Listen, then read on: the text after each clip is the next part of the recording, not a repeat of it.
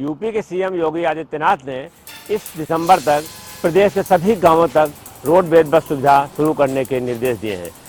प्रदेश के 4,593 ऐसे सार्वजनिक गांव अभी तक हैं जहां तक रोडवेज बसें नहीं जा रही हैं। उनका कहना है 100% गाँव को जो रोडवेज बसों कवर किया जाए ताकि गांव के लोगों को शहर और कस्बों तक आने में कोई दिक्कत न हो और इस तरह जो है पूरे प्रदेश में दिसंबर तक ये काम पूरा हो जाए। इसको लेकर के परिवहन राज्य मंत्री दयाशंकर ने बैठक की और अफसरों को निर्देश दिए हैं कि किसी भी हालत में एक हफ्ते में सर्वे कर उनको रिपोर्ट दी जाए। स्थलीय सर्वे भी किया जाए और जो है मौखिक सर्वे भी किया जाए।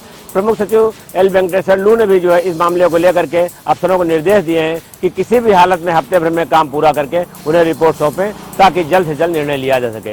अब देखना है कि सीएम के निर्देश के बाद कैसे जो है ये दिसंबर तक बसें चल पाती हैं, क्योंकि रोडवेज के पास बसें नहीं हैं। अभी उसकी सारी जितनी बसों की क्षमता जो है वो चल रही है कि वो जो है आधी प्राइवेट बसों के ऊपर डिपेंड है। तो अगर प्राइवेट बसें उसको मिल जाती हैं तो अनुबंध के आधार पर लेकर के इन गाँव तक बसें चला सकेगा। अब देखना यह है कि दिसंबर तक बसें कैसे चल पाती हैं और अफसर प्रबंध कैसे कर पाते हैं। कैमरा रियाज के साथ टीएन मिश्रा, जनता टीवी, लखनऊ।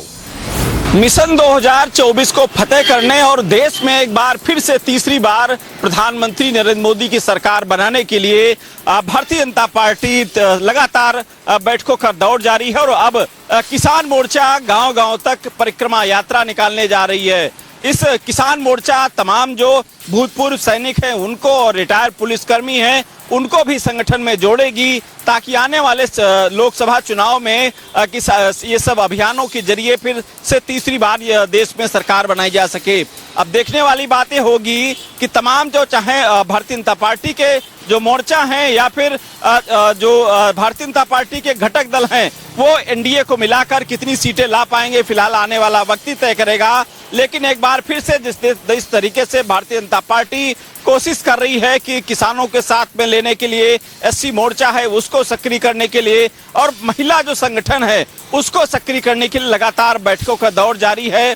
फिलहाल 2024 से पहले भारतीय जनता पार्टी की सरकार ये भी प्लानिंग में है कि किसानों की जो सिंचाई बिजली है उसको भी पूरी तरीके से मुफ्त कर दिया जाए। कैमरा आशीष के साथ रूम सिंह, जनता टीवी, लखनऊ।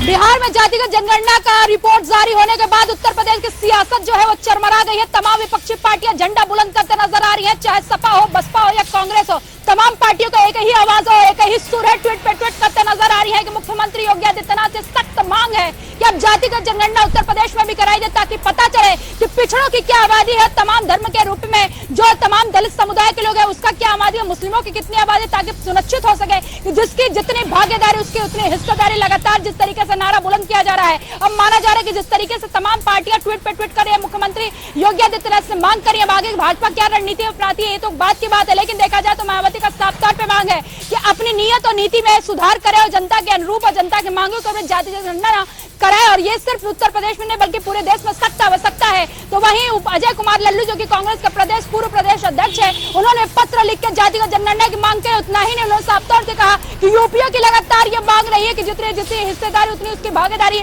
और यूपीए की सरकार चाहे केंद्र में हो या राज्य में हो लगातार पिछड़ों के पक्ष लड़ रही है। और ऐसे में देखा जाए तो पूर्व मुख्यमंत्री अखिलेश यादव जो कि सपा सुप्रीमो है, पीडीए की नारा लगातार बुलंद कर रहे हैं। उनका साफ तौर पे कहना है जातिगत जनगणना ये एकमात्र उपाय है जो कि देश को तरक्की पे ले जा सकता है। और ऐसे में यह निश्चित हो गया बिहार के जनगणना के बाद की अब जो भविष्य की राजनीति है और जो दिशा है उसका वो सिर्फ और सिर्फ पीडीए ही तय करेगा। लेकिन अब देखना दिलचस्प होगा कि 2024 के लोकसभा चुनाव में सपा हो, बसपा हो, कांग्रेस हो, ये जो तमाम पार्टियां बस्ती पिछड़ों का या पिछड़ों का नारे बुलंद कर रही है वो कितना आगे करती हैं और जो भाजपा की सरकार चाहे केंद्र में हो राज्य में हो उनके मांगों को कितना मानती है। कैमरा आशीष के साथ मैं जय सिंह, जनता टीवी, लखनऊ।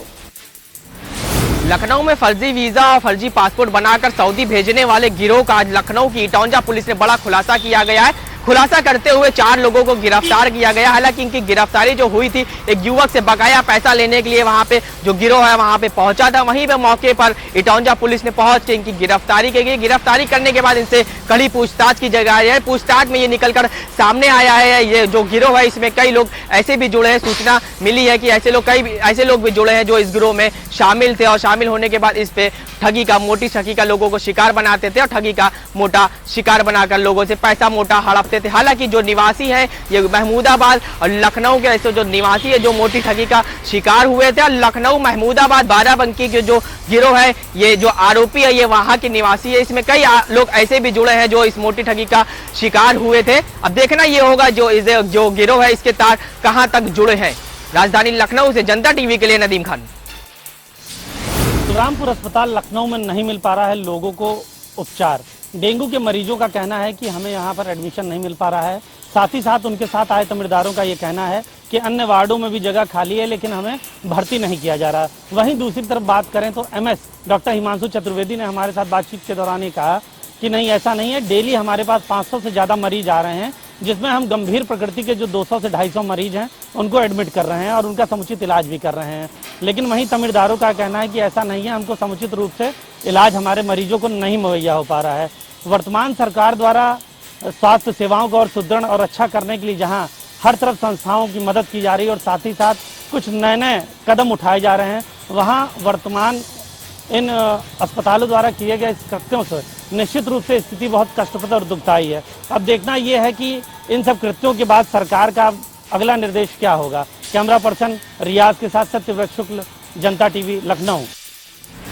हाई टेंशन का लाइन टूटकर 2 झोपड़ियों के ऊपर गिरा, जिससे दोनों झोपड़ियां जलकर राख हो गईं। आपको बता दें, मामला कोतवाली दातागंज क्षेत्र के अंधरऊ गांव का है, जहां पर हाई टेंशन लाइन का तार ऊपर से जा रहा था, जिसके नीचे झोपड़ियां थी, उस पे तार टूटकर गिरा और दोनों झोपड़ियां जलकर राख हो गईं। झोपड़ियों में 3 गाय बंधी हुई थी, जिसमें एक गाय की जलकर मौत हो गई, 2 गाय घायल हो गईं। ग्रामीणों ने सूचना दमकल विभाग को दी। मौके पर पहुंची दमकल की गाड़ी ने आग पर बामुश्किल काबू पाया। वही सूचना के बाद पुलिस और लेखपाल भी मौके पर पहुंच गए और पूरे मामले की जांच पड़ताल में जुट गए। फिलहाल विद्युत विभाग की लापरवाही के चलते ये हादसा हो गया। अब देखने वाली बात ये होती है कि प्रशासन इस पर कब तक कार्रवाई करता है और ये हाई टेंशन लाइन कब तक हटाई जाती है। अवधेश मिश्रा, जनता टीवी, बदायूं। आधुनिक भारत में जहां एक और केंद्र और प्रदेश की सरकारें हर घर को विभिन्न योजनाओं के तहत विभिन्न कनेक्शन देकर शहरों और गांवों को अंधेरा दूर करने का प्रयास कर रही हैं, वहीं उत्तर प्रदेश के हमीरपुर जिले में विद्युत विभाग की लापरवाही सामने आ रही है।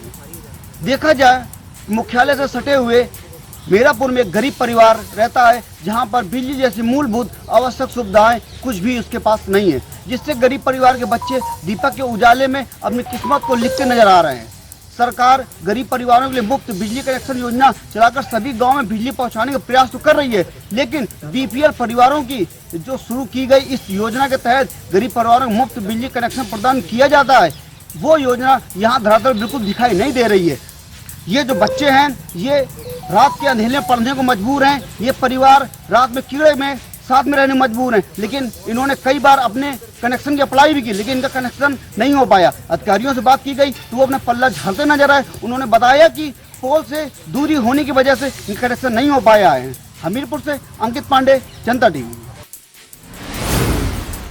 गांव में लगा गंदगी का अंबार, स्वच्छता भारत मिशन की उड़ रही जमकर धज्जियां। आपको बताते चले, पूरा मामला जनपद कानपुर देहात के रसूलाबाद विकासखंड के उड़िया ग्राम पंचायत का है। भले ही उत्तर प्रदेश सरकार एक तरफ स्वच्छता भारत मिशन को लेकर लाखों करोड़ों रुपए खर्च करके स्वच्छ भारत मिशन के तहत साफ सफाई का कार्यक्रम कर रही है और लोगों को स्वच्छता के विषय पर जागरूक करने का काम किया जा रहा है, लेकिन कहीं न कहीं रसूलाबाद विकासखंड की ग्राम पंचायत उड़िया में गंदगी का मिनी सचिवालय के पास अंबार लगा हुआ है और गाँव के ग्रामीण संक्रामक बीमारी फैलने की आशंका जता रहे हैं। कई बार जिम्मेदारों से गांव के ग्रामीण ने और ग्राम प्रधान ने शिकायत की, लेकिन आलम यह रहा कि जिम्मेदार सिर्फ मामले में खाना पूर्ति कर देते रहे और कागजों पर स्वच्छता भारत मिशन की जमकर सपना साकार किया जा रहा है, धरातल पर कोसों दूर देखने को मिल रहा है। अब देखना ये होगा कि आखिर में स्वच्छता भारत मिशन की जो धज्जियां उड़ाई जा रही है उस पर जिले के जिम्मेदार अधिकारी क्या कार्रवाई करते हैं। इसी तरीके से गाँव में गंदगी का अंबार लगा रहेगा और मिनी सचिवालय के पास जहाँ गंदगी का अंबार लगा है, तो ऐसे में अब गाँव के ग्रामीण से लेकर जिम्मेदार अधिकारी भी मिनी सचिवालय में जाने से कतरा रहे हैं। उन्हें डर है कहीं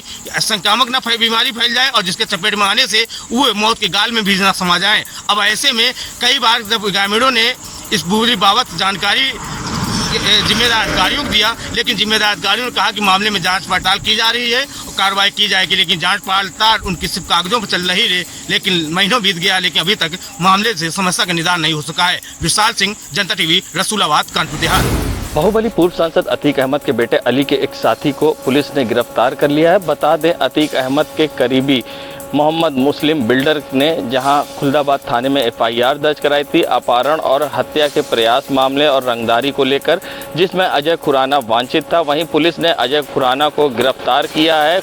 खुलदाबाद पुलिस ने कालंदीपुरम महर्षि विद्यालय के पास से अतीक अहमद के बेटे अली के करीबी अजय खुराना को गिरफ्तार कर लिया है और अब उसके खिलाफ खुलदाबाद पुलिस विधिक कार्रवाई कर जेल भेज रही। बता दें, मोहम्मद मुस्लिम अतीक अहमद का करीबी बिल्डर था जिसका नाम चर्चा में आया था और मोहम्मद मुस्लिम ने ये एफआईआर दर्ज कराई थी, जिसके बाद खुलदाबाद पुलिस ने कार्रवाई की है। जनता टीवी के लिए सैयद मोहम्मद आमिर, प्रयागराज।